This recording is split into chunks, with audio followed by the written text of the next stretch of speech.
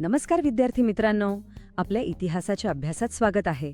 आज आपण प्रकरण 8 पर्यटन आणि इतिहास यातील भाग 1 ला सुरुवात करणार आहोत. याचं नाव आहे प्रवासाची परंपरा आणि आधुनिक पर्यटन. आपण सगळेच कधी ना कधी फिरायला जातो, बरोबर?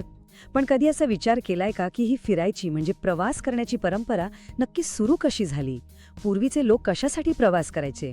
तर या भागात आपण प्रवासाच्या या प्राचीन परंपरेपासून ते आजच्या आधुनिक पर्यटन युगापर्यंतचा सगळा प्रवास समजून घेणार आहोत. आपण भारतातील प्रवासाची परंपरा, थॉमस कुक सारखे आधुनिक पर्यटनाचे प्रणेते आणि मार्को पोलो ते विष्णुभट गोडसे यांसारख्या प्रवाशांच्या अद्भुत कथा जाणून घेऊ. परीक्षेच्या दृष्टीनं हा भाग खूप महत्त्वाचा आहे, त्यामुळे चला लक्ष देऊन सुरुवात करूया.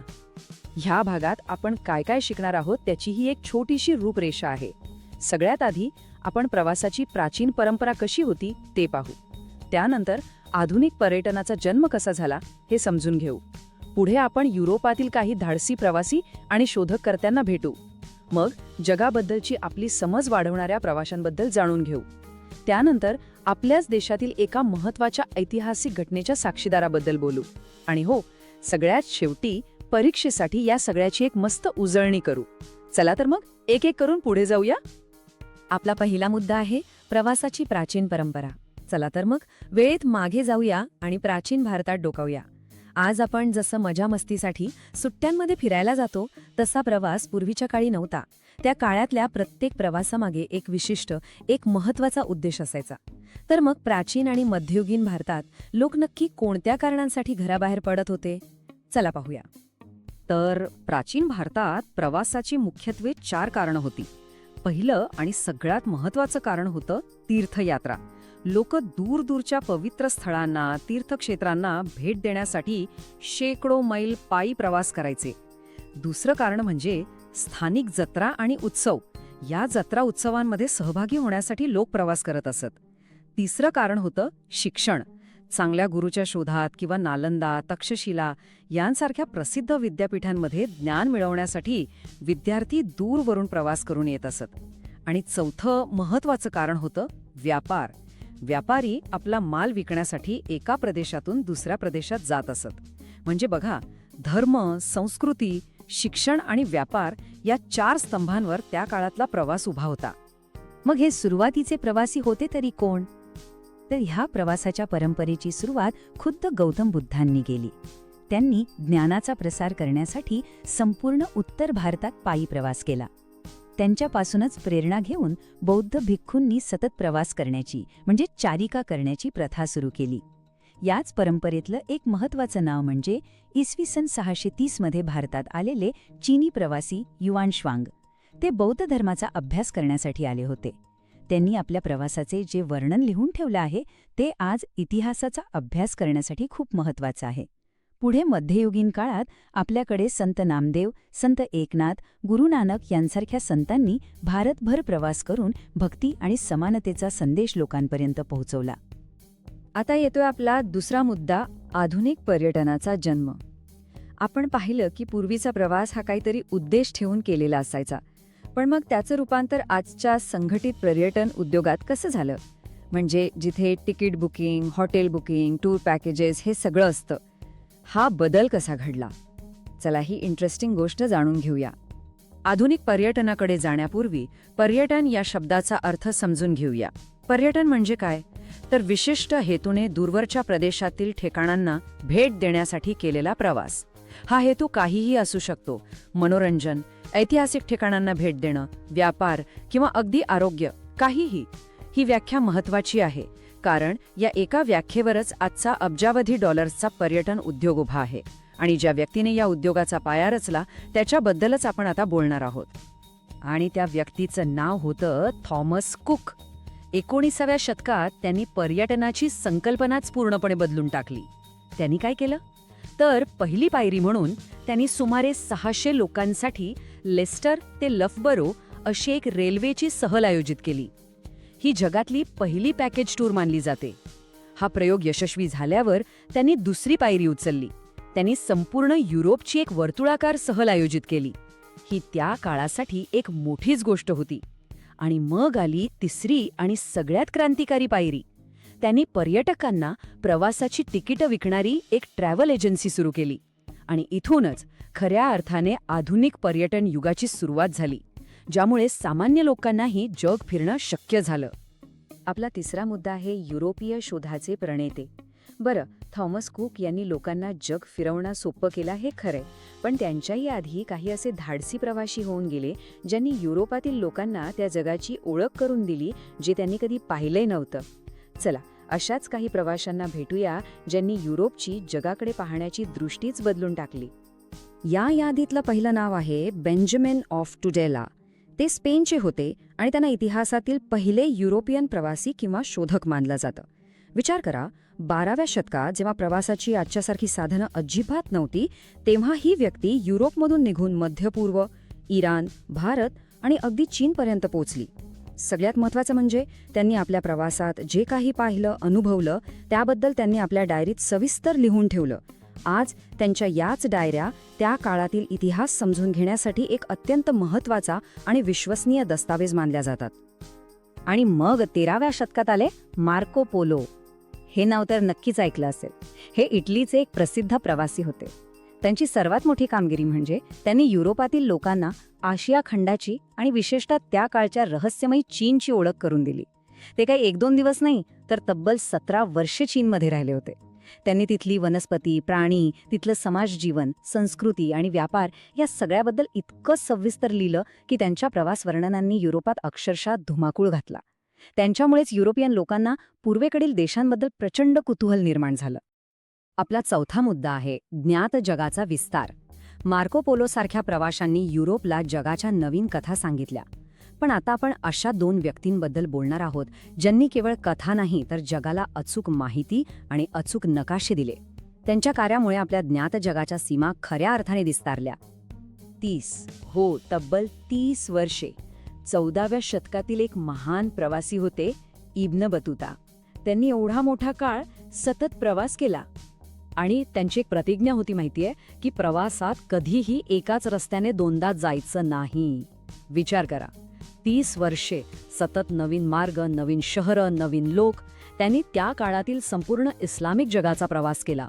त्यांच्या या प्रवासाच्या वर्णनांमुळे आज आपल्याला मध्ययुगीन इतिहास आणि त्या काळातील समाज कसा होता हे समजून घेण्यासाठी एक अनमोल ठेवा मिळाला आहे. इब्न बतूता सारख्या प्रवाशांनी जगभर फिरून माहिती गोळा केली. पण ही माहिती वापरून जग फिरायचं असेल तर सगळ्यात महत्त्वाची गोष्ट काय लागते? बरोबर, नकाशा. आणि नकाशा बनवण्याच्या ह्या कलेला आणि विज्ञानालाच नकाशाशास्त्र किंवा कार्टोग्राफी म्हणतात. जे तज्ज्ञ हे नकाशे बनवतात त्यांना नकाशाकार म्हणतात आणि त्या काळात हे नकाशाकार खूप महत्त्वाचे होते. आणि या क्षेत्रातले एक मोठं नाव म्हणजे 16व्या शतकातील गेरार्डस मर्केटर. ते एक महान नकाशाकार होते. त्यांनी जगाचा नकाशा आणि पृथ्वीचा गोल म्हणजे ग्लोब तयार केला. त्यांनी तयार केलेल्या नकाशामुळे समुद्रातून प्रवास करणाऱ्या नाविकांना, खल्लाशांना दिशा शोधणं खूप सोपं झालं. त्यांच्या या कामामुळेच जागतिक शोध मोहिमा, व्यापार आणि पर्यटनाला प्रचंड गती मिळाली असं म्हटलं तर वावगं ठरणार नाही. आपला 5वा मुद्दा आहे इतिहासाचा एक भारतीय साक्षीदार. आतापर्यंत आपण अशा परदेशी प्रवाशांबद्दल बोललो ज्यांनी भारत किंवा जगाला पाहिलं. पण आता आपण अशा एका भारतीय प्रवासाबद्दल बोलणार आहोत ज्यांनी आपल्याच देशातील एका अत्यंत महत्त्वाच्या ऐतिहासिक घटनेला स्वतःच्या डोळ्यांनी पाहिलं आणि त्याबद्दल लिहून ठेवलं. या प्रवाशाचं नाव होतं विष्णू भट गोडसे. ते महाराष्ट्रातील एका गावातून अयोध्याला जाण्यासाठी प्रवासाला निघाले होते. पण त्यांचा हा प्रवास एका अशा ऐतिहासिक वादळात सापडला ज्याची त्यांनी कल्पनाही केली नव्हती. तो काळ होता 1857च्या स्वातंत्र्य लढ्याचा. विष्णू भट गोडसे हे या लढ्याचे प्रत्यक्ष साक्षीदार होते. त्यांनी हा लढा, त्यातील घटना स्वतःच्या डोळ्यांनी पाहिल्या आणि या सगळ्या अनुभवांवर त्यांनी माझा प्रवास नावाचं पुस्तक लिहिलं, जे या लढ्याचं एक थरारक वर्णन आहे. आता प्रश्न येतो की हे पुस्तक इतकं महत्त्वाचं का मानलं जातं? याची 3 कारणं आहेत.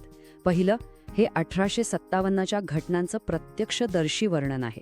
म्हणजे कोणीतरी ऐकून किंवा वाचून लिहिलेलं नाही, तर स्वतः पाहिलेलं लिहिलं आहे. दुसरं, या पुस्तकात झाशीच्या राणी लक्ष्मीबाई यांच्या जीवनाविषयी आणि त्या लढ्याविषयी खूप महत्त्वाची आणि सविस्तर माहिती मिळते. आणि तिसरं म्हणजे या पुस्तकामुळे आपल्याला 18व्या शतकातील मराठी भाषा कशी होती, त्या भाषेचं स्वरूप कसं होतं, हे समजायलाही मदत होते. त्यामुळे हा एक महत्त्वाचा ऐतिहासिक आणि भाषिक दस्तऐवज आहे. आणि आता आपण आलो आहोत आपल्या शेवटच्या मुद्द्याकडे, परीक्षेसाठी उजळणी. आपण ह्या भागात अनेक प्रवाशांबद्दल आणि त्यांच्या कार्याबद्दल शिकलो. आता परीक्षेच्या दृष्टिकोनातून हे सर्व महत्त्वाचे मुद्दे एका नजरेत पाहूया, म्हणजे ते आपल्या कायम लक्षात राहतील. चला या तक्त्यावर एक नजर टाकूया. युवान श्वांग, भारतात आलेले चीनी भिक्खू. थॉमस कुक, आधुनिक ट्रॅव्हल एजन्सीचे संस्थापक. बेंजामिन ऑफ तुदेला, पहिले युरोपीय प्रवासी ज्यांनी डायरी लिहिली. मार्को पोलो, युरोपला चीनची ओळख करून देणारे. इब्न बतूता, 30 वर्षे इस्लामिक जगात प्रवास करणारे. गेरार्डस मर्केटर, जगाचा नकाशा आणि ग्लोब बनवणारे महान नकाशाकार. आणि विष्णू भट गोडसे, माझा प्रवास या पुस्तकातून 1857च्या लढ्याचं वर्णन करणारे. हे सर्व मुद्दे परीक्षेमध्ये जोड्या लावा किंवा एका वाक्यात उत्तरे द्या यासाठी खूप महत्त्वाचे आहेत. त्यामुळे हे लक्षात ठेवा. तर आजचा आपला अभ्यास इथेच थांबूया. पण जाता जाता एक प्रश्न सोडून जातोय. आज आपण ज्या प्रवाशांबद्दल शिकलो त्यापैकी कोणाच्या प्रवासाचा इतिहासावर सर्वात जास्त परिणाम झाला असेल असं वाटतं, आणि का, यावर नक्की विचार करा. या प्रकरणाच्या पुढच्या भागात आपण पर्यटनाचे वेगवेगळे प्रकार, जसे की ऐतिहासिक पर्यटन आणि हेरिटेज वॉक म्हणजे काय, हे सगळं सविस्तर पाहणार आहोत. तोपर्यंत आज शिकलेल्या गोष्टींची उजळणी नक्की करा. नमस्कार. चला तर मग सुरुवात करूया आपल्या 8व्या प्रकरणाला, पर्यटन आणि इतिहास. आणि हा आहे आपला भाग दुसरा. मागच्या भागात आपण प्रवासाचा अगदी प्राचीन इतिहास पाहिला, आठवतंय? बरं, आज आपण पर्यटनाचे आधुनिक प्रकार कोणते आहेत ते एकदम सविस्तरपणे समजून घेणार आहोत. तर आज आपण काय काय बघणार आहोत? सगळ्यात आधी पर्यटनाचे प्रकार नक्की असतात तरी कोणते ह्याची एक ओळख करून घेऊ. मग आपण बघूया की आपल्याच देशात फिरणं आणि परदेशात जाणं ह्यात नेमका काय फरक असतो. त्यानंतर जरा इतिहासात डोकावूया, म्हणजे ऐतिहासिक पर्यटन कसं असतं ते पाहू. आणि हो, हेरिटेज वॉक नावाची एक भारी संकल्पना आहे, ती पण समजून घेऊ. आणि मग शेवटी नेहमीप्रमाणे आपण सगळ्याचा एक मस्त आढावा घेऊ. सुरुवात करूया अगदी मूळ प्रश्नापासून. पर्यटनाचं वर्गीकरण म्हणजे त्याची विभागणी का आणि कशी केली जाते? तर बघा, आजकाल पर्यटन म्हणजे फक्त सुट्टीत फिरायला जाणं इतकंच मर्यादित राहिलेलं नाहीये. हा आता एक खूप मोठा स्वतंत्र व्यवसाय बनला आहे. आणि म्हणूनच याचं वर्गीकरण प्रामुख्याने 2 गोष्टींच्या आधारावर केलं जातं. एक, आपण कुठे जातोय म्हणजे आपलं ठिकाण, आणि दुसरं, आपण तिथे का जातोय म्हणजे आपला हेतू. मग हे प्रकार नेमके आहेत तरी कोणते? चला एक नजर टाकूया. काही मुख्य प्रकार आहेत, जसे की स्थानिक आणि आंतरराज्यीय पर्यटन म्हणजे देशाच्या आतल्या आत फिरणं. मग आहे आंतरराष्ट्रीय पर्यटन म्हणजेच परदेशात जाणं. याशिवाय धार्मिक पर्यटन, ऐतिहासिक पर्यटन, आरोग्य पर्यटन, अरे हो, विज्ञान आणि कृषी पर्यटन सुद्धा आहे. आणि अर्थातच क्रीडा पर्यटन आणि काही खास कार्यक्रमांसाठी केलेलं पर्यटन. तर आजच्या भागात आपण यातल्या पहिल्या काही प्रकारांबद्दल एकदम खोलात जाऊन बोलणार आहोत. चला तर मग सगळ्यात आधी पर्यटनाचे 2 मूलभूत प्रकार समजून घेऊया. पहिला, जो आपण आपल्या देशाच्या हद्दीतच करतो, आणि दुसरा, जिथे आपण आपल्या देशाची सीमा ओलांडून दुसऱ्या देशात जातो. अगदी बरोबर, आपण बोलतोय स्थानिक आणि आंतरराष्ट्रीय पर्यटनाबद्दल. ठीक आहे, तर सुरुवात करूया स्थानिक आणि आंतरराज्यीय पर्यटनाने. खरं सांगायचं तर हा पर्यटनाचा आपल्या सगळ्यांच्याच परिचयाचा आणि सगळ्यात सोपा प्रकार आहे, नाही का? पण आपल्याच देशात प्रवास करणं इतकं सोपं का बरं वाटतं? विचार करा. सगळ्यात महत्त्वाचं म्हणजे भाषेची फार मोठी अडचण येत नाही. आपलं चलन म्हणजे आपले रुपये सगळीकडे चालतात. चलन बदलायची भानगड नाही. आणि व्हिसा, पासपोर्ट सारख्या कागदपत्रांची तर अजिबात डोकेदुखी नसते.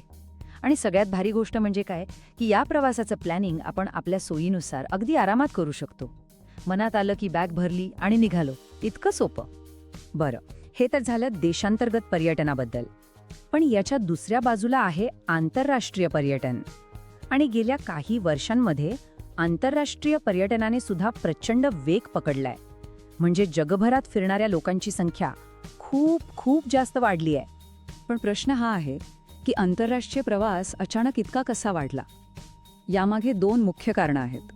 पहिलं कारण आहे वाहतुकीच्या साधनांमध्ये झालेली क्रांती, आणि दुसरं कारण म्हणजे आर्थिक उदारीकरण.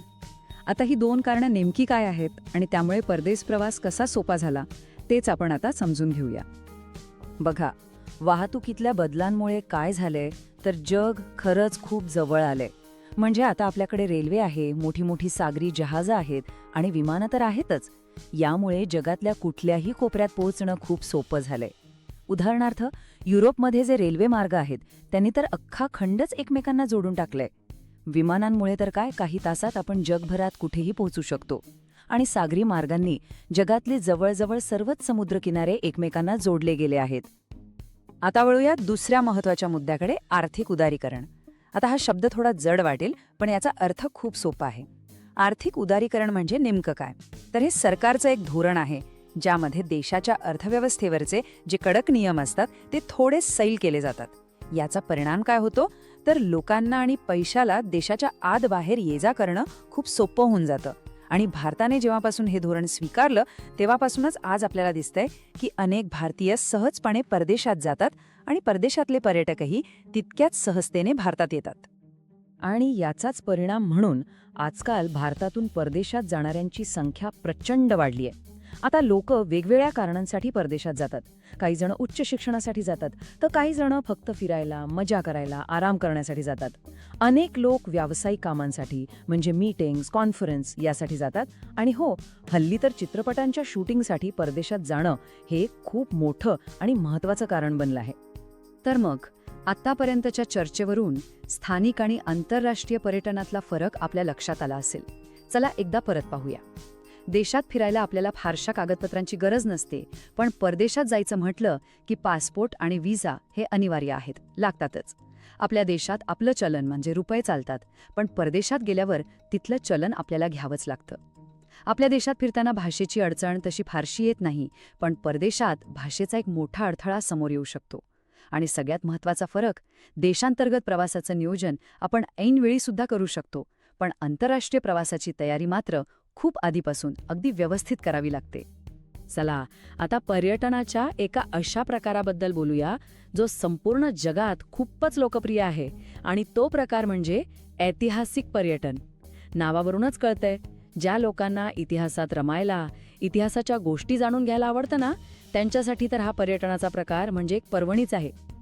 आणि आपला भारत देश, अरे वा, इथे तर ऐतिहासिक पर्यटनासाठी ठिकाणांची काहीच कमी नाही. विचार करा, राजस्थान आणि महाराष्ट्रातले ते भव्य किल्ले, महात्मा गांधी आणि आचार्य विनोबा भावे यांचे साधे पण प्रेरणादायी आश्रम, किंवा मग 1857च्या स्वातंत्र्य संग्रामाशी जोडलेली ती महत्त्वाची ठिकाणं. या जागांना भेट देणं म्हणजे फक्त फिरणं नाहीये, हा एक अनुभव आहे, आपल्या इतिहासाला पुन्हा एकदा जवळून जगण्याचा आणि त्याचा अभिमान बाळगण्याचा. आणि जेव्हा आपण महाराष्ट्रातल्या ऐतिहासिक पर्यटनाबद्दल बोलतो तेव्हा एका व्यक्तीचं नाव घेतल्याशिवाय ही चर्चा पुढे जाऊच शकत नाही. ते नाव आहे गोपाळ नीलकंठ दांडेकर, किंवा गोणीदा या नावाने ते ओळखले जातात. गोपाळ नीलकंठ दांडेकर, ते एक प्रसिद्ध मराठी लेखक होते, हे तर आहेच, पण त्यांची ओळख फक्त एवढीच नाहीये. त्यांनी महाराष्ट्रात ऐतिहासिक पर्यटनाचा, विशेषतः दुर्ग पर्यटनाचा पाया रचला असं म्हटलं तर वावगं ठरणार नाही. त्यांनी काय केलं माहितीये? त्यांनी तरुणांना एकत्र केलं आणि महाराष्ट्रातल्या किल्ल्यांवर दुर्ग भ्रमंती म्हणजे सोप्या भाषेत ट्रेकिंग करायला सुरुवात केली. त्यांचा उद्देश खूप स्पष्ट होता. त्यांना वाटायचं की छत्रपती शिवाजी महाराजांचा पराक्रम आणि आपला गौरवशाली इतिहास हा फक्त पुस्तकात वाचून कळणार नाही, तो त्या किल्ल्यांवर जाऊन तिथली हवा अनुभवूनच कळेल. आणि त्यांच्या याच प्रयत्नांमुळे आज महाराष्ट्रात दुर्गभ्रमंतीची एक मोठी चळवळ उभी राहिली आहे. ऐतिहासिक पर्यटनाशी जोडलेला आणखी एक मजेशीर आणि आधुनिक प्रकार म्हणजे हेरिटेज वॉक. नावामध्ये सगळं काही आहे. हेरिटेज म्हणजे वारसा आणि वॉक म्हणजे चालणं, म्हणजेच आपल्या शहराचा ऐतिहासिक वारसा पायी चालत अनुभवणं. तर मग हा हेरिटेज वॉक असतो तरी काय? चला ही संकल्पना जरा नीट सविस्तरपणे समजून घेऊया. सोप्या भाषेत सांगायचं तर हेरिटेज वॉक म्हणजे एखाद्या शहरातील ऐतिहासिक ठिकाणांना भेट देण्यासाठी आयोजित केलेला एक पायी दौरा. पण थांबा, ही काही साधी रपेट किंवा दिंडी नसते. हा एक नीट नियोजन केलेला संघटित गट दौरा असतो आणि यात सहभागी झाल्यावर एक वेगळाच अनुभव येतो. असं वाटतं की आपण जणू काही इतिहासाच्या पाऊलखुणांवरूनच चालतोय आणि त्या काळाचा एक हिस्सा बनलो आहोत. विचार करा, किती रोमांचक असेल हा अनुभव. आणि ही संकल्पना भारतातल्या अनेक शहरांनी खूप चांगल्या प्रकारे उचलून धरली आहे. उदाहरण घ्यायचं झालं तर अहमदाबाद शहरातला हेरिटेज वॉक तर जगभरात प्रसिद्ध आहे. आपल्या महाराष्ट्रात सुद्धा मुंबई आणि पुणे यांसारख्या शहरांमध्ये असे वॉक्स नियमितपणे आयोजित केले जातात. आता याचा फायदा काय होतो? तर सगळ्यात मोठा फायदा म्हणजे लोकांमध्ये आपल्याच शहरातल्या ऐतिहासिक वास्तूंबद्दल जागरूकता निर्माण होते. त्यांच्या संवर्धनासाठी म्हणजे त्या जपण्यासाठी लोकांचा पाठिंबा मिळतो आणि त्या ठिकाणांबद्दलची खरी अधिकृत माहिती लोकांपर्यंत पोचायला मदत होते. या हेरिटेज योजनांचं आणखी एक खास वैशिष्ट्य आहे. ते म्हणजे शहरातल्या ज्या प्रसिद्ध व्यक्ती आता हयात नाहीत त्यांच्या जुन्या निवासस्थानांवर ब्लू प्लेक्स म्हणजे निळ्या रंगाचे फलक लावले जातात. यामुळे काय होतं तर त्या इमारतीचं ऐतिहासिक महत्त्व पटकन सगळ्यांच्या लक्षात येतं आणि त्या महान व्यक्तीची आठवण सुद्धा जपली जाते. तर आजच्या भागात आपण बरीच माहिती घेतली. चला तर मग नेहमीप्रमाणे आपण आज काय काय पाहिलं याचा एक छोटासा आढावा घेऊया आणि हो, पुढच्या भागात काय असणार आहे याची एक छोटीशी झलक पण बघूया. तर आज आपण काय काय महत्त्वाचे मुद्दे शिकलो. पहिला मुद्दा, पर्यटनाचं वर्गीकरण हे ठिकाण आणि उद्देश या 2 गोष्टींवरून होतं. दुसरा, देशांतर्गत प्रवास हा सोपा असतो, पण आंतरराष्ट्रीय प्रवासासाठी कागदपत्र, वेगळं चलन यांमुळे बरीच पूर्वतयारी करावी लागते. तिसरा मुद्दा, किल्ले, आश्रम आणि स्वातंत्र्य लढ्याशी संबंधित ठिकाणं ही आपल्याकडच्या ऐतिहासिक पर्यटनाची महत्त्वाची केंद्र आहेत. चौथा, महाराष्ट्रात दुर्ग भ्रमंतीला लोकप्रिय करण्याचं श्रेय जातं गोपाळ निळकंठ दांडेकर यांना. आणि पाचवा आणि शेवटचा मुद्दा, हेरिटेज वॉक म्हणजे शहराचा इतिहास पायी फिरून अनुभवण्याची एक अनोखी संधी. आता या प्रकरणाच्या तिसऱ्या आणि शेवटच्या भागात आपण पर्यटनाचे उरलेले प्रकार बघणार आहोत. म्हणजे भौगोलिक पर्यटन, आरोग्य पर्यटन, कृषी पर्यटन आणि क्रीडा पर्यटन. तर पुढच्या भागात भेटण्यापूर्वी आज आपण जे काही शिकलो, विशेषतः हेरिटेज वॉक ही संकल्पना, ती नक्की आठवणीत ठेवा. चला भेटूया लवकरच पुढच्या. नमस्कार. इतिहास विषयाच्या आपल्या अभ्यास मालिकेत स्वागत आहे. आपण आहोत प्रकरण 8 पर्यटन आणि इतिहासमध्ये आणि आज आपण त्याचा तिसरा भाग पाहणार आहोत. मागच्या भागात आपण पर्यटनाचे काही मुख्य प्रकार बघितले होते. आज आपण जरा अजून खोलात जाणार आहोत आणि पर्यटनाचे काही विशेष, काही आधुनिक प्रकार समजून घेणार आहोत. म्हणजे बघा, उल्कापातामुळे तयार झालेल्या एका अद्भुत सरोवरापासून ते थेट शेतीतलं नवीन तंत्रज्ञान शिकण्यासाठी केलेल्या प्रवासापर्यंत आज आपण भौगोलिक, आरोग्य, कृषी आणि क्रीडा पर्यटनाच्या एका रंजक दुनियेत प्रवेश करणार आहोत. चला तर मग सुरू करूया. आजच्या आपल्या चर्चेचा मार्ग कसा असेल ते एकदा बघून घेऊया. सगळ्यात आधी आपण भूगोलाच्या काही आश्चर्यांबद्दल बोलू, म्हणजेच भौगोलिक पर्यटन. त्यानंतर आरोग्य आणि कृषी पर्यटन हे जे 2 खूप महत्त्वाचे प्रकार आहेत त्यांचा अभ्यास करू. मग आपण क्रीडा आणि खास कार्यक्रमांसाठी होणाऱ्या पर्यटनावर येऊ. पुढे तीर्थयात्रेसारख्या पारंपरिक पर्यटनावर आणि त्याच्या इतिहासावर एक नजर टाकू. त्यानंतर काही नवीन आणि विशिष्ट पर्यटन प्रकारांची ओळख करून घेऊ आणि हो, सगळ्यात शेवटी परीक्षेच्या तयारीसाठी या सगळ्या भागाची एक जलद उजळणी करू.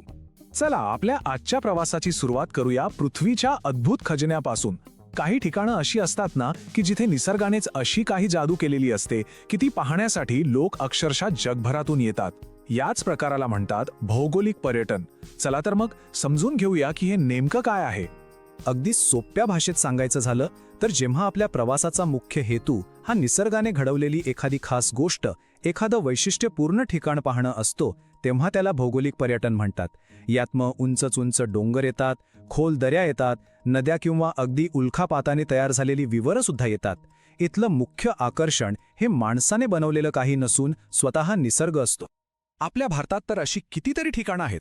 उदाहरणार्थ उत्तराखंडमधली व्हॅली ऑफ फ्लावर्स, फुलांनी अक्षरशः बहरलेलं एक नंदनवनच जणू. किंवा मग आपली असंख्य अभयारण्य आणि सुंदर समुद्रकिनारे. पण खास करून आपल्या महाराष्ट्रात 2 अशी ठिकाणं आहेत जी भौगोलिक पर्यटनाची एकदम उत्तम उदाहरणं आहेत. एक म्हणजे बुलढाणा जिल्ह्यातलं लोणार सरोवर आणि दुसरा म्हणजे अहमदनगर जिल्ह्यातलं निघोज. चला आता लोणार सरोवराबद्दल जरा विस्ताराने बोलूया. हे काही साधंसुधं सरोवर नाहीये. हे आहे एक विवर सरोवर जे उल्कापातामुळे तयार झालं आहे. कल्पना करा, हजारो वर्षांपूर्वी एक प्रचंड मोठी उल्का पृथ्वीवर याच ठिकाणी आदळली आणि त्यामुळे एक भला मोठा खड्डा तयार झाला. कालांतराने त्यात पाणी साचून हे सरोवर बनलं. याची रचना, इथल्या पाण्याची वैशिष्ट्ये सगळंच अद्वितीय आहे. आणि हेच भौगोलिक आश्चर्य डोळ्यात साठवण्यासाठी जगभरातून पर्यटक आणि अभ्यासक इथे येतात. बरं, लोणारचं आश्चर्य तर अवकाशातून आलं, पण महाराष्ट्रातलं दुसरं भौगोलिक आश्चर्य घडवलं आहे ते पाण्याने. अहमदनगर जिल्ह्यातलं निघोज हे गाव प्रसिद्ध आहे ते तिथल्या रांजण खळग्यांसाठी. आता रांजण खळगे हा शब्द कदाचित नवीन वाटेल, तर हे काय आहे? विचार करा, नदीचा वेगवान प्रवाह हजारो वर्ष एकाच खडकावरून वाहतोय. पाण्यासोबत वाहणारे लहान मोठे दगड गोटे त्या खडकाला सतत घासत राहतात आणि हळूहळू त्या खडकात रांजणासारखे गोल आणि खोल खड्डे तयार होतात. निसर्गाची ही एक प्रकारची शिल्पकलाच आहे आणि ही अद्भुत कलाकृती कशी तयार झाली असेल हीच उत्सुकता पर्यटकांना निघोजला खेचून आणते. निसर्गाच्या या चमत्कारांकडून आता आपण वळूया अशा पर्यटनाकडे जे थेट आपल्या आरोग्याशी आणि आपल्या अन्नाशी जोडलेलं आहे. बरोबर, आपण बोलणार आहोत आरोग्य पर्यटन आणि कृषी पर्यटनाबद्दल. आरोग्य पर्यटनाची व्याख्या अगदी सरळ आहे.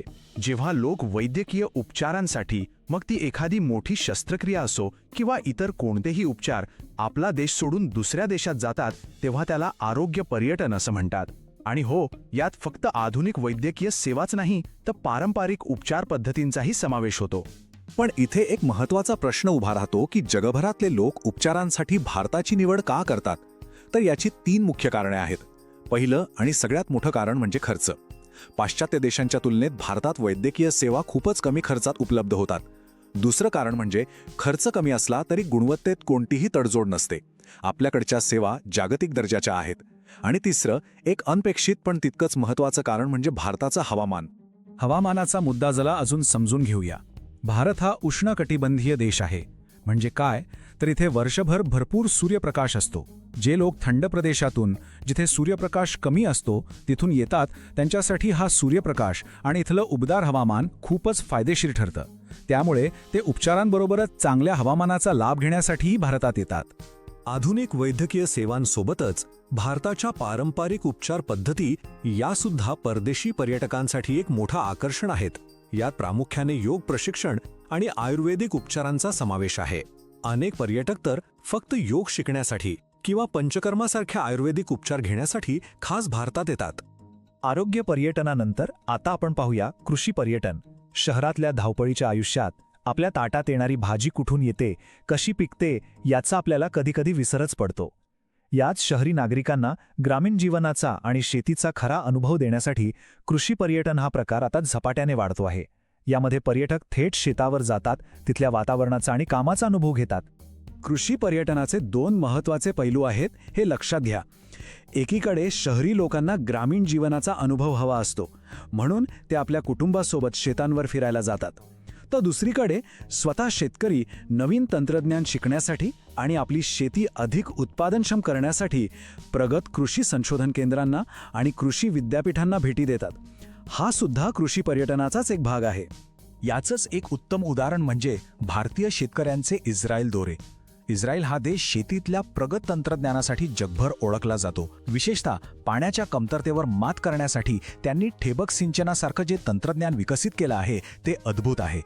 कमी पाण्यात जास्त उत्पादन कसं घ्यायचं हे शिकण्यासाठी भारतीय शेतकरी आता आंतरराष्ट्रीय प्रवास करून इस्रायलला जात आहेत. चला, आता आपण पुढच्या विभागाकडे वळूया. यामध्ये आपण 20व्या शतकात उदयास आलेल्या क्रीडा पर्यटनाबद्दल बोलू आणि 21व्या शतकात लोकप्रिय झालेल्या विशेष कार्यक्रमांवर आधारित पर्यटनाबद्दलही जाणून घेऊ. क्रीडा पर्यटन हा प्रकार 20व्या शतकात खऱ्या अर्थाने विकसित झाला. सुरुवातीला याचं स्वरूप खूप मर्यादित होतं, पण आज हा एक खूप मोठा जागतिक उद्योग बनला आहे. लोक आपल्या आवडत्या खेळाडूंचा किंवा संघाचा सामना प्रत्यक्ष पाहण्यासाठी देश-विदेशात प्रवास करतात. क्रीडा पर्यटन हे वेगवेगळ्या स्तरावर घडत असतं. आंतरराष्ट्रीय स्तरावर बघितलं तर ऑलिम्पिक, विम्बल्डन किंवा क्रिकेट विश्वचषकासारख्या स्पर्धा, ज्यासाठी जगभरातून लोक प्रवास करतात. राष्ट्रीय स्तरावर हिमालयन कार रॅलीसारखे कार्यक्रम खूप प्रसिद्ध आहेत. आणि आपल्या महाराष्ट्रात बोलायचं झालं तर राज्य पातळीवर होणारी महाराष्ट्र केसरी कुस्ती स्पर्धा हे क्रीडा पर्यटनाचे एक ज्वलंत उदाहरण आहे, ज्यासाठी संपूर्ण महाराष्ट्रातून चाहते एकत्र येतात. आता पाहूया 21व्या शतकातला नवीन ट्रेंड, तो म्हणजे विशेष कार्यक्रमांवर आधारित पर्यटन. लोकांना प्रवास करण्यासाठी नेहमीच काहीतरी खास कारण हवं असतं. हेच लक्षात घेऊन आता पर्यटनाला चालना देण्यासाठी मुद्दामहून विविध कार्यक्रम आयोजित केले जातात. याची काही उदाहरणं द्यायची झाली तर विविध शहरांमध्ये होणारे चित्रपट महोत्सव आहेत, वेगवेगळ्या विषयांवरची चर्चासत्र आणि परिषदा आहेत किंवा आंतरराष्ट्रीय पुस्तक प्रदर्शनं आहेत. पण आपल्या महाराष्ट्राच्या संदर्भात बोलायचं तर सर्वात महत्त्वाचं उदाहरण म्हणजे अखिल भारतीय मराठी साहित्य संमेलन. दरवर्षी वेगवेगळ्या शहरात होणाऱ्या या साहित्य संमेलनासाठी राज्यभरातून हजारो साहित्यिक आणि वाचक प्रवास करून एकत्र येतात. क्रीडा आणि साहित्य संमेलनासारखे कार्यक्रम हे तर आधुनिक काळात पर्यटनाला चालना देत आहेत, पण भारतात प्रवासाची आणि विशेषतः तीर्थयात्रेची परंपरा खूप खूप जुनी आहे. चला तर मग या परंपरेला बळ देणाऱ्या एका महत्त्वाच्या ऐतिहासिक व्यक्तिमत्वाच्या योगदानाबद्दल जाणून घेऊ. असं म्हणतात की पौराणिक आणि धार्मिक परंपरांमुळे लोकांमध्ये एकतेची भावना निर्माण होते. याच भावनेतून तीर्थयात्रा सुरू झाल्या आणि याच तीर्थयात्रा सगळ्यांसाठी सोप्या आणि सुलभ व्हाव्यात यासाठी पुण्यश्लोक अहिल्याबाई होळकर यांनी अतिशय मोलाचं काम केलं. पुण्यश्लोक अहिल्याबाई होळकर यांनी आपल्या खाजगी संपत्तीचा वापर करून देशभरातील तीर्थक्षेत्रांचा जणू कायापालटच केला. त्यांनी चारधाम यात्रा आणि 12 ज्योतिर्लिंगांच्या मार्गांवर भाविकांसाठी घाट बांधले, मंदिरं उभारली, धर्मशाळा बांधल्या आणि पाणपोयांची सोय केली. त्यांच्या या दूरदृष्टीमुळे आणि कार्यामुळेच भारतातल्या धार्मिक पर्यटनाचा पाया मजबूत झाला आणि तो अधिक सुकर झाला. आणि आता शेवटी आपल्या पाठ्यपुस्तकात उल्लेख असलेल्या काही लहान पण महत्त्वाच्या पर्यटन प्रकारांवर एक नजर टाकूया. यांना आपण विशिष्ट किंवा आधुनिक पर्यटन असं म्हणू शकतो. यात साधारणपणे 3 प्रकार येतात. पहिला आहे विज्ञान पर्यटन, म्हणजे सायन्स सेंटर्स किंवा तारांगण पाहण्यासाठी केलेला प्रवास. दुसरा आहे स्वास्थ्य पर्यटन. हे आरोग्य पर्यटनापेक्षा थोडं वेगळं आहे. यात उपचारांवर नाही तर विश्रांती आणि मानसिक शांतीवर भर असतो, जसं की स्पा किंवा निसर्गोपचार केंद्रांना भेट देणं. आणि तिसरं आहे सांस्कृतिक पर्यटन. यात एखाद्या प्रदेशाची संस्कृती, परंपरा आणि इतिहास समजून घेण्यासाठी तिथल्या शैक्षणिक संस्थांना किंवा स्थानिक सण उत्सवांना भेट दिली जाते. चला तर मग आत्तापर्यंत आपण जे काही शिकलो त्याची परीक्षेच्या दृष्टीने एक पटकन उजळणी करूया. हा विभाग लक्षात ठेवण्यासाठी खूप महत्त्वाचा आहे. तर या तक्त्याकडे नीट लक्ष द्या. आपण काय काय पाहिलं? भौगोलिक पर्यटनासाठी लोणार आणि निघोस ही नावं आणि रांजणखळगे ही संज्ञा लक्षात ठेवायची. आरोग्य पर्यटनासाठी कमी खर्च, चांगला दर्जा आणि उष्ण हवामान हे 3 मुद्दे महत्त्वाचे. कृषी पर्यटनात शहरी पर्यटक आणि शेतकऱ्यांचे अभ्यास दौरे, जसं की इस्रायलचं उदाहरण, हे 2 पैलू आहेत. क्रीडा पर्यटनात राज्यस्तरावर महाराष्ट्र केसरी आणि आंतरराष्ट्रीय स्तरावर ऑलिम्पिक ही उदाहरणं लक्षात ठेवा. विशेष कार्यक्रमांसाठी मराठी साहित्य संमेलन आणि धार्मिक पर्यटनात पुण्यश्लोक अहिल्याबाई होळकर यांचं मार्गावरील सुविधांचं योगदान हे मुद्दे लक्षात ठेवायचे आहेत. तर आज आपण पर्यटनाचे कितीतरी वेगवेगळे प्रकार अगदी सविस्तरपणे समजून घेतले. पण आता एक प्रश्न मनात येतो की पर्यटनाचे प्रकार तर खूप आहेत, पण एवढा मोठा उद्योग चालतो कसा? याचा विकास कसा होतो? याचं व्यवस्थापन कोण आणि कसं करतं? पर्यटकांसाठी कोणत्या सोयीसुविधा गरजेच्या असतात? या सगळ्या प्रश्नांची उत्तरं आपल्याला याच प्रकरणाच्या पुढच्या भागात मिळतील. नमस्कार. इतिहास धडा 8 पर्यटन आणि इतिहासच्या या 4थ्या भागामध्ये आपल्या सगळ्यांचं खूप खूप स्वागत आहे. आतापर्यंतच्या भागांमध्ये आपण पर्यटनाचा इतिहास काय आहे, त्याचं स्वरूप कसं बदलत गेलं आणि त्याचे वेगवेगळे प्रकार कोणते आहेत हे सगळं सविस्तरपणे पाहिलं. आता आपण या विषयाच्या एका अत्यंत महत्त्वाच्या आणि म्हणू शकतो की व्यावहारिक पैलूकडे वळणार आहोत. आज आपण 2 मुख्य प्रश्नांची उत्तरं शोधणार आहोत. पहिला प्रश्न म्हणजे पर्यटन उद्योगाचा विकास आपण कसा करू शकतो, आणि दुसरं, ज्या मौल्यवान वारशावर हा सगळा उद्योग उभा आहे त्याचं संरक्षण, त्याचं जतन आपण कसं करणार आहोत. तर या विश्लेषणात आपण पर्यटन विकासासाठी लागणाऱ्या पायाभूत सुविधा, जसं की सुरक्षा, चांगली वाहतूक व्यवस्था आणि अपंग पर्यटकांसाठी लागणाऱ्या विशेष सुविधा, या सगळ्यावर आपण अगदी सविस्तर चर्चा करणार आहोत. आणि त्यानंतर आपण संवर्धनाच्या गंभीर मुद्द्याला हात घालू. आपल्या वारसा स्थळांना विद्रुपीकरणाचा धोका कसा आहे आणि आपल्या देशाची प्रतिमा जपण्यासाठी आपल्यापैकी प्रत्येकाची भूमिका काय असायला पाहिजे हे आपण अगदी व्यवस्थित समजून घेणार आहोत. आजच्या आपल्या चर्चेचा रोडमॅप अगदी स्पष्ट आहे. आपण 4 मुख्य मुद्द्यांवर लक्ष केंद्रित करणार आहोत. सगळ्यात आधी पर्यटनासाठी आवश्यक असलेल्या पायाभूत सुविधांची उभारणी कशी करायची ते बघू. त्यानंतर आपला जो ऐतिहासिक आणि नैसर्गिक वारसा आहे त्याचं संवर्धन करणं का आणि किती गरजेचं आहे हे समजून घेऊ. तिसऱ्या टप्प्यात या वारशासमोर विद्रुपीकरणासारखे जे धोके आहेत त्यांना आपण कसं सामोरं जाऊ शकतो याचा विचार करू. आणि शेवटी या वारशाच्या संरक्षणासाठी आपण वैयक्तिक पातळीवर एक प्रतिज्ञा कशी घेऊ शकतो यावर चर्चा करून आपण आजचा भाग संपवू. चला तर मग सुरुवात करूया. ठीक आहे, चला तर मग आपण आपल्या पहिल्या आणि सगळ्यात महत्त्वाच्या मुद्द्याकडे वळूया, पर्यटन पायाभूत सुविधा. बघा, कोणत्याही देशाला किंवा राज्याला पर्यटनाचे एक मोठं केंद्र बनायचं असेल तर फक्त सुंदर आणि ऐतिहासिक स्थळं असून भागत नाही. जरा विचार करा, एखादं ठिकाण कितीही सुंदर असलं पण तिथे पोहोचायला धड रस्ता नसेल, राहायची चांगली सोय नसेल, तर पर्यटक तिथे का जातील? बरोबर ना? म्हणूनच पर्यटकांना एक सुरक्षित, सोयीस्कर आणि अविस्मरणीय अनुभव देण्यासाठी एक मजबूत पाया तयार करणं खूप गरजेचं आहे. तर याच पायाच्या 4 मुख्य स्तंभांवर आता आपण सविस्तरपणे बोलणार आहोत. पर्यटनाच्या विकासातला पहिला टप्पा आहे योग्य मार्गदर्शन. पर्यटकांना फक्त आपल्याकडे आकर्षित करून चालणार नाही, तर त्यांना योग्य माहिती आणि दिशा देणं हे अत्यंत महत्त्वाचं आहे. पाठ्यपुस्तकात अगदी स्पष्टपणे सांगितलंय की राष्ट्रीय आणि आंतरराष्ट्रीय पर्यटकांना प्रवासाच्या मार्गांबद्दल अचूक माहिती द्यायला हवी. पण यापेक्षाही एक महत्त्वाचा मुद्दा आहे, तो म्हणजे योग्य सामाजिक वर्तनाबद्दल मार्गदर्शन. प्रत्येक ठिकाणाची एक वेगळी संस्कृती असते, काही नियम असतात. पर्यटकांनी तिथल्या स्थानिक संस्कृतीचा, परंपरांचा आदर कसा करायचा, मुक्कामाच्या ठिकाणी कसं वागायचं, हे त्यांना समजावून सांगणं खूप गरजेचं आहे. यामुळे काय होतं तर पर्यटक आणि स्थानिक यांच्यात एक चांगला संबंध निर्माण होतो. आता वळूया दुसऱ्या टप्प्याकडे, जो आहे पायाभूत सुविधा. हा तर पर्यटनाचा कणा आहे असं म्हटलं तरी चालेल. यात सगळ्यात आधी येतं सुरक्षित वाहतूक. पर्यटकांना त्यांच्या प्रवासात सुरक्षित वाटलं पाहिजे. त्यानंतर येते सुरक्षा. जर एखाद्या ठिकाणी चोरी किंवा फसवणुकीच्या घटना घडत असतील तर त्या ठिकाणाची प्रतिमा आपोआपच खराब होते. यासोबतच चांगल्या दर्जाची राहण्याची सोय आणि प्रवासाच्या मार्गावर स्वच्छतागृहांची सुविधा असणं तर अनिवार्य आहे. विशेषतः आंतरराष्ट्रीय पर्यटकांसाठी स्वच्छतेचा अभाव हा खूप मोठा अडथळा ठरतो आणि याचा थेट परिणाम आपल्या देशाच्या प्रतिमेवर होतो. तिसरा टप्पा आहे सर्वसमावेशकतेचा, जो खूप महत्त्वाचा आहे. आपला वारसा हा सर्वांसाठी खुला असला पाहिजे, नाही का? आपल्या अभ्यासक्रमात अपंग पर्यटकांच्या विशेष गरजांकडे लक्ष देण्यावर खास भर दिला आहे.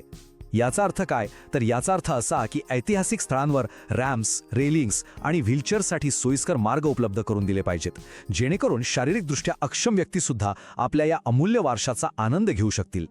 पर्यटनाचा खरा विकास तेव्हाच होतो जेव्हा तो सर्वांसाठी सोपा आणि सुलभ असतो. आणि शेवटचा, चौथा टप्पा आहे संवाद आणि भाषा. हा मुद्दा आपल्याला आठवण करून देतो की आपण आपला इतिहास लोकांपर्यंत पोहोचवतो कसा, हे किती महत्त्वाचं आहे. पर्यटन स्थळाबद्दलची माहितीपत्रकं, गाईडबुक्स आणि इतिहासाची पुस्तकं ही पर्यटकांच्या स्वतःच्या भाषेत उपलब्ध असणं खूप गरजेचं आहे.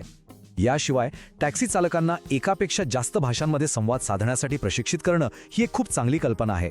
त्यांना जर योग्य ट्रेनिंग दिलं तर ते फक्त ड्रायव्हर न राहता एक उत्तम पर्यटक मार्गदर्शक म्हणूनही काम करू शकतात. यामुळे पर्यटकांना अधिक चांगली माहिती मिळेल आणि स्थानिक लोकांना रोजगाराची एक नवीन संधी सुद्धा मिळेल. चला, आता नवीन गोष्टींच्या उभारणीपासून आपल्या जुन्या आणि अमूल्य वारशाच्या संरक्षणाकडे वळूया. आपला देश प्राचीन, मध्ययुगीन आणि आधुनिक काळातल्या नैसर्गिक आणि मानवनिर्मित वारशाने अक्षरशः समृद्ध आहे. पण या वारशाचं जतन आणि संवर्धन करणं हे एक अत्यंत कठीण काम आहे. कारण ही फक्त दगडविटांची बांधकामं नाहीत, तर आपल्या इतिहासाचे, आपल्या ओळखीचे जिवंत साक्षीदार आहेत. त्यांचं संरक्षण करणं ही केवळ सरकारची जबाबदारी नाही, तर आपल्या सर्वांची एक नैतिक जबाबदारी आहे. आपला वारसा किती वैविध्यपूर्ण आणि मौल्यवान आहे हे या उदाहरणांवरून स्पष्ट दिसतं. आपल्याकडे ताजमहलसारखी वास्तुकलेची एक अद्भुत कलाकृती आहे, तर दुसरीकडे जंतर मंतरसारखं खगोलशास्त्रीय ज्ञानाचं प्रतीक आहे. महाराष्ट्राचा विचार केला तर अजिंठा, वेरूळ आणि घारापुरीच्या खडकात कोरलेल्या लेण्या ज्या आपल्या पूर्वजांच्या कला आणि कौशल्याची साक्ष देतात. आपल्याकडे छत्रपती शिवाजी महाराज टर्मिनससारखी आधुनिक काळातली वास्तू आहे, तर पश्चिम घाटातलं कास पठारसारखा नैसर्गिक वारसाही आहे. ही सगळी आपली राष्ट्रीय संपत्ती आहे. यांचं संरक्षण करणं म्हणजे फक्त दगडमातीचं संरक्षण करणं नाही, तर आपल्या पूर्वजांनी मागे ठेवलेल्या कलेचं, विज्ञानाचं आणि इतिहासाच्या ज्ञानाचं संरक्षण करणं आहे. आता आपण एका अत्यंत गंभीर समस्येकडे वळतोय. एक अशी समस्या जी आपल्या संवर्धनाच्या सगळ्या प्रयत्नांवर पाणी फिरवते आणि आपल्या राष्ट्रीय प्रतिमेला डाग लावते. ही समस्या आहे विद्रुपीकरण आणि निष्काळजीपणाची. आपल्या सुंदर वारशाचं सौंदर्य टिकवून ठेवण्यात हे 2 सगळ्यात मोठे अडथळे आहेत आणि दुर्दैवाने यासाठी आपण स्वतःच जबाबदार आहोत. विचार करा, जेव्हा एखादा परदेशी किंवा देशातला पर्यटक या स्थळांना भेट देतो तेव्हा तो काय अपेक्षा करतो? सौंदर्य, भव्यता, स्वच्छता. पण अनेकदा वास्तव खूपच वेगळं आणि कटू असतं. लोक कोळशानी किंवा धारदार वस्तूने आपली नावं ऐतिहासिक भिंतींवर कोरतात, चित्र काढतात आणि त्या वारसा स्थळाला विद्रूप करतात. काही जण तर प्राचीन स्मारकांना भडक रंगांनी रंगवून त्यांचं मूळ ऐतिहासिक रूपच नष्ट करून टाकतात. या सगळ्या कृतींचा थेट परिणाम एक राष्ट्र म्हणून आपल्या प्रतिमेवर होतो. हे आपल्याच इतिहासाबद्दलचा अनादर आणि निष्काळजीपणा दाखवतं. तर विद्रुपीकरण म्हणजे नेमकं काय? ही एक अशी कृती आहे जिथे मालमत्तेचा, विशेषतः ऐतिहासिक स्थळांचा जाणून बुजून नाश केला जातो किंवा नुकसान पोचवलं जातं.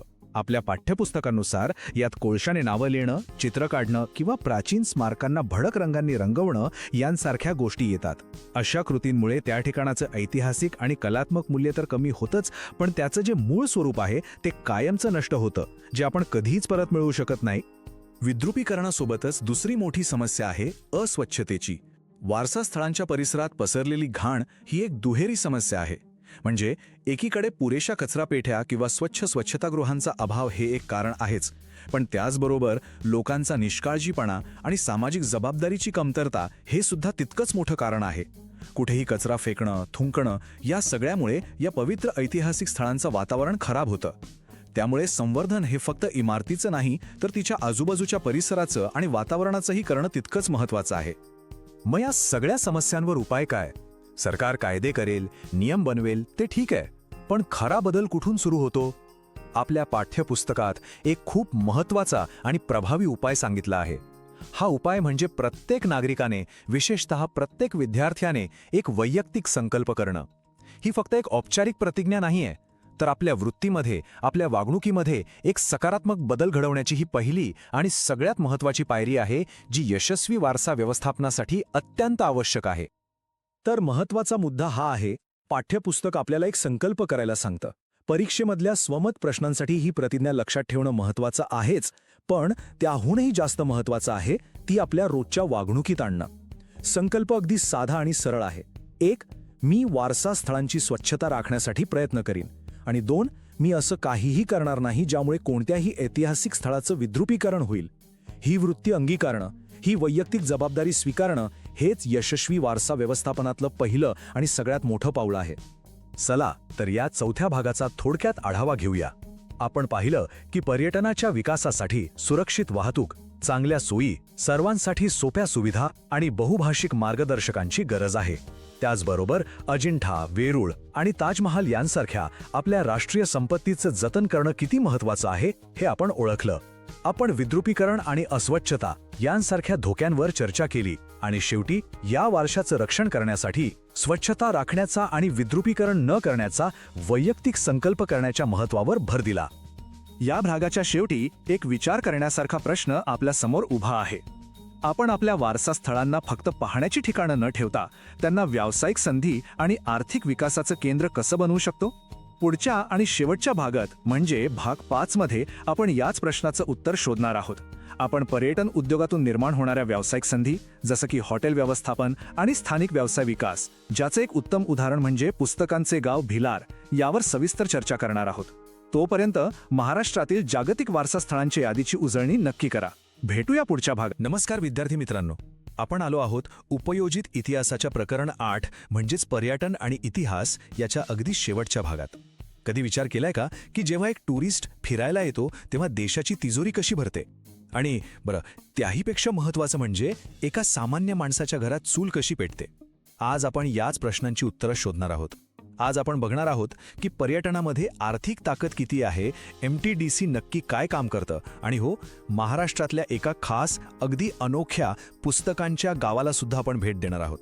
एक गोष्ट लक्षात ठेवा, हा भाग परीक्षेच्या दृष्टीने खूप महत्त्वाचा आहे, त्यामुळे शेवटपर्यंत अगदी लक्ष देऊ नये का. तर मग बघूया आज आपण काय काय शिकणार आहोत. सगळ्यात आधी आपण बघू की पर्यटनाला एक इकॉनॉमिक इंजिन म्हणजे आर्थिक इंजिन का म्हणतात. मग दुसऱ्या टप्प्यात आपण पाहू की ह्यातून नोकऱ्या आणि स्थानिक पातळीवर विकास कसा होतो. त्यानंतर आपण आपल्या महाराष्ट्राकडे वळूया, बघूया की इथे पर्यटनाचा विकास कसा झाला आहे. आणि मग एक खूप इंटरेस्टिंग केस स्टडी आहे, पुस्तकांचे गाव, त्याबद्दल आपण सविस्तर बोलू. आणि शेवटी नेहमीप्रमाणे आपण संपूर्ण प्रकरणाचा एक सारांश घेऊ. चला तर मग सुरुवात करूया आपल्या पहिल्या सेक्शनपासून, tourism as an economic engine. आता विचार करा की पर्यटन म्हणजे नक्की काय? ते देशासाठी किंवा राज्यासाठी पैसा कसं निर्माण करतं आणि मुख्य म्हणजे त्याला अर्थव्यवस्थेचं एक शक्तिशाली इंजिन असं का म्हणतात? चला याच प्रश्नांची उत्तरं शोधूया.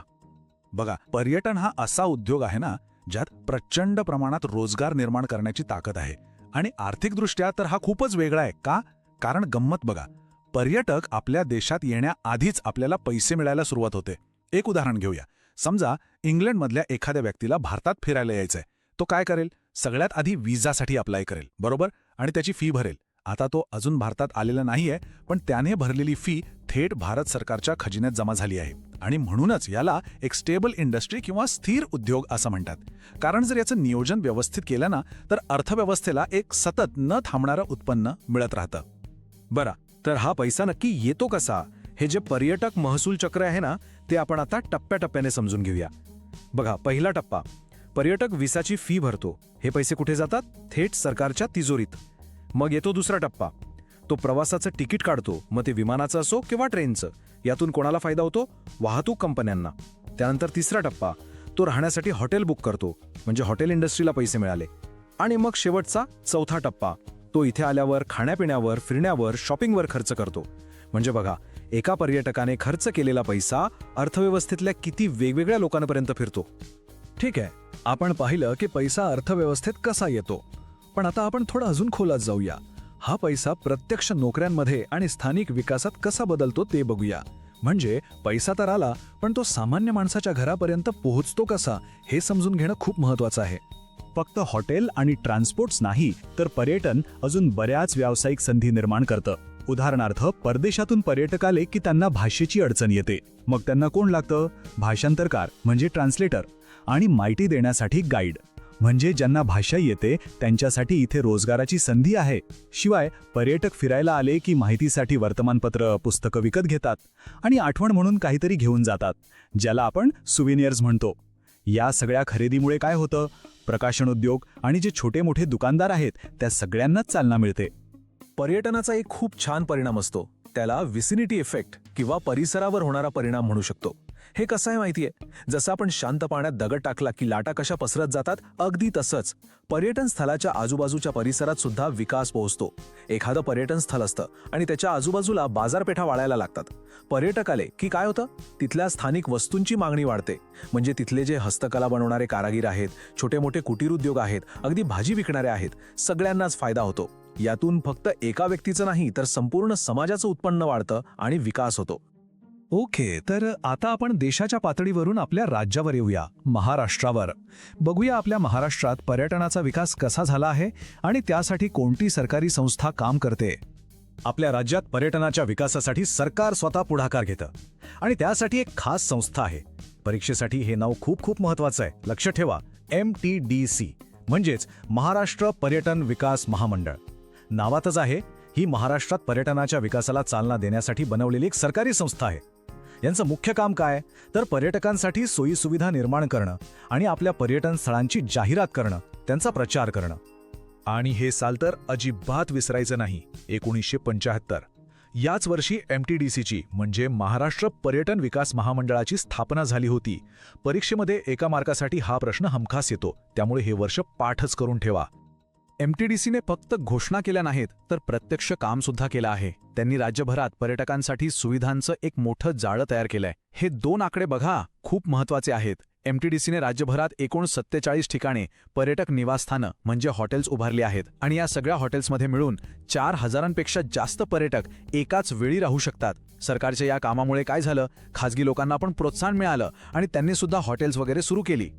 आणि या सगळ्या सुविधांमुळेच महाराष्ट्रातल्या वेगवेगळ्या पर्यटन केंद्रांना एक आधार मिळाला. आपल्या महाराष्ट्रात काय नाहीये? आपल्याकडे अजिंठा, वेरूळ, घारापुरीसारखी जगप्रसिद्ध लेणी आहेत, ज्यांना बघायला जगभरातून लोक येतात. मग देहू, आळंदी, पंढरपूर, शिर्डी ही तर आपली तीर्थक्षेत्र, आपली श्रद्धास्थानं आहेत. उन्हाळा आला की लोक कुठे जातात? महाबळेश्वर, पाचगणी, माथेरानसारख्या थंड हवेच्या ठिकाणी.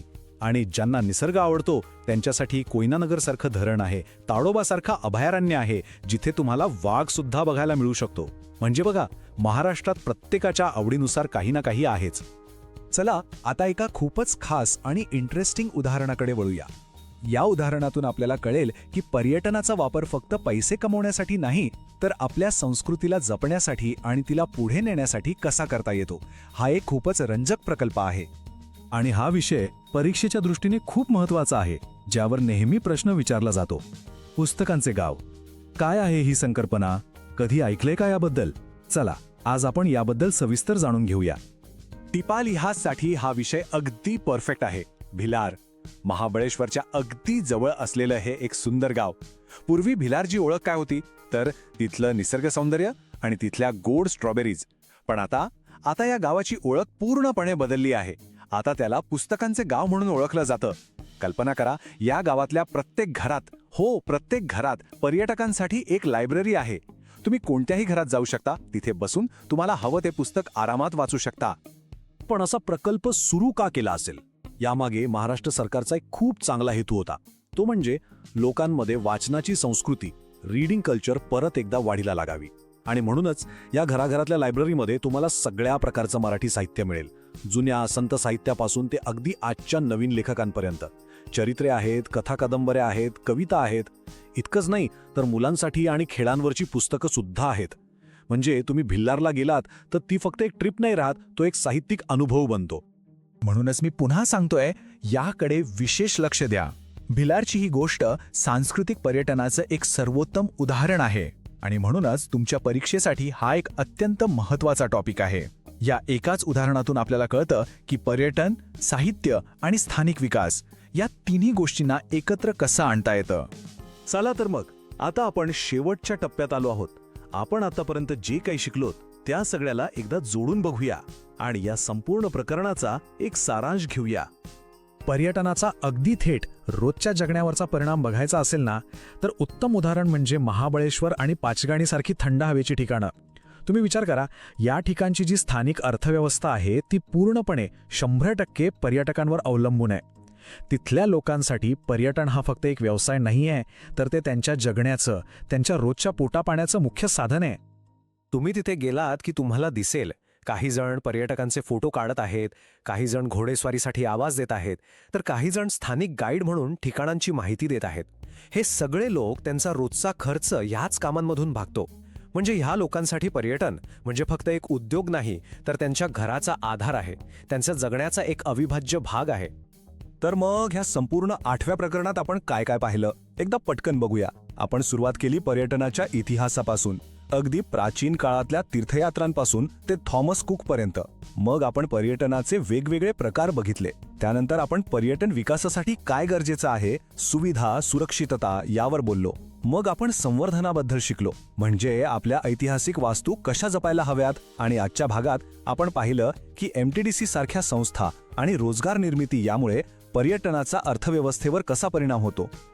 आणि यासोबतच आपलं प्रकरण 8 पर्यटन आणि इतिहास इथे पूर्ण होत आहे. पुढच्या भागात आपण सुरू करणार आहोत प्रकरण 9 वारसा व्यवस्थापन.